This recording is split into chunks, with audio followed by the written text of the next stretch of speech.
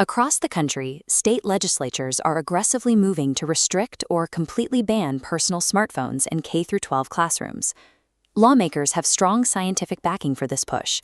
Research from institutions like the American Academy of Pediatrics links early smartphone exposure to higher risks of childhood obesity and clinical depression. On an operational level, the policy works. Removing the physical hardware immediately cuts down on daily distractions and restores instructional focus to the classroom. But solving the daytime attention crisis creates a false sense of security. Legislatures are treating a temporary physical separation from a device as if it guarantees long-term digital safety. The policy has a severe vulnerability, and it triggers exactly at the 3 o'clock bell. Millions of students retrieve their devices and instantly reconnect to the global internet. The moment they step off school property, they are subjected to a highly weaponized digital ecosystem. They face predatory commercial algorithms, highly realistic AI-generated deepfakes, and coordinated disinformation campaigns. This flowchart tracks what happens next. By confiscating phones during the day without providing any structural training, we are sending an unprotected teenage population onto a battlefield dominated by military-grade psychological targeting loops. Confiscating a phone does not grant immunity. To survive the modern attention economy, students require internal cognitive armor. That armor comes in the form of a new educational framework called digital self-defense.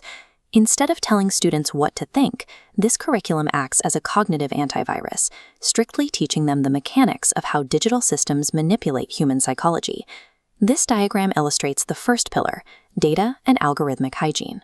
Students learn the financial reality of the attention economy, specifically seeing how engagement algorithms monetize high-arousal negative emotions like fear and rage to maximize data extraction. The second pillar is media provenance. This provides practical training on how to verify digital sources.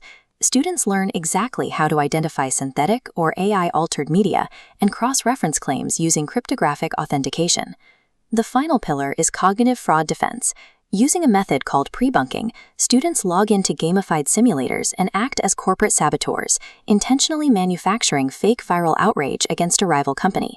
By teaching students how to construct a digital scam in a controlled environment, they naturally recognize the exact same architecture of deception when they are the ones being targeted in the real world. Historically, programs labeled as media literacy face fierce political pushback because they are often perceived as partisan brainwashing. Digital self-defense bypasses this using a neutral Trojan horse strategy. It relies exclusively on universally despised threats, like financial phishing scammers or historical World War II propaganda, to teach the mechanics of manipulation. This creates an automatic cognitive filtering effect.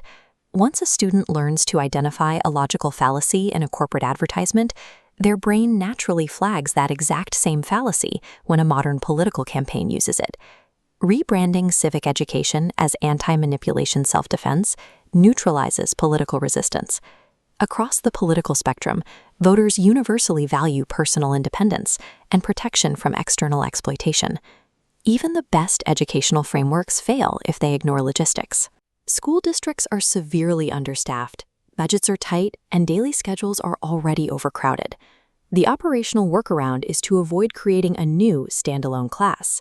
Instead, digital self-defense is packaged as a compact 4-hour instructional module that embeds directly into mandatory existing tracks, like high school civics or financial literacy. Lawmakers execute this through a simple policy writer. They take the overwhelmingly popular smartphone ban bills currently moving through state houses and attach this educational mandate directly to them as a necessary companion policy.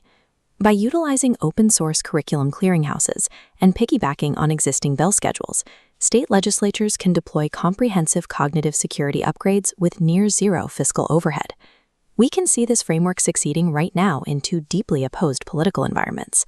In California, school districts are aggressively implementing new smartphone restrictions. To secure buy-in there, the 4-hour module is framed as algorithmic sovereignty.